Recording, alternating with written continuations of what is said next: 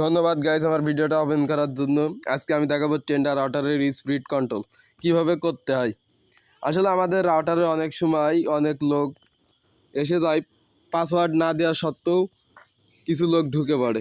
তো আমি দেখাবো কিভাবে আপনার রাউটার আপনি কন্ট্রোল করবেন। তো চলেন ভিডিওটা শুরু করা যাক।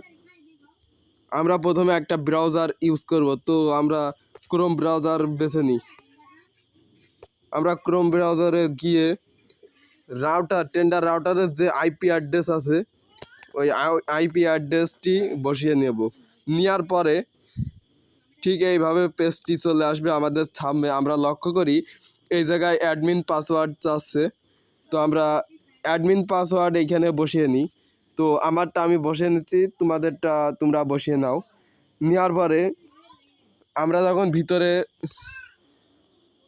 লগ ইনে চাপ দিলে এইভাবে চলে আসবে। আমরা যাদের ডেসক্রিপশন বলে একটা অপশন আছে, ডেসক্রিপশন, এই অপশনটি ঠিক এমন থাকে। তো আমরা ডেসক্রিপশন চালু করে নেব।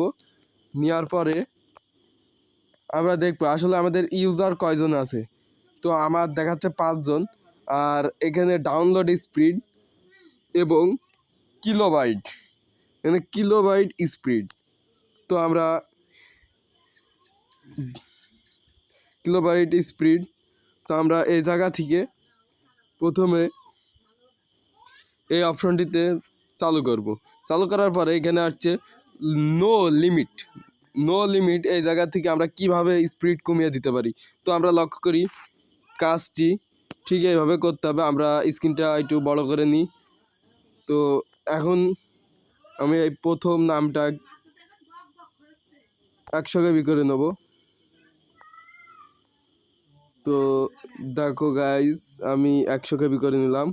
তো এইটা যখন এখানে 100 লেখে আর নিচে চলে আসতে হবে। আমরা নিচে আসার পরে এই ওকে অপশনটা আছে, এই জায়গায় চাপ দিতে হবে। তো এখানে আমার ডাউনলোড স্পিডটা কিন্তু 100 KB হয়ে গেছে।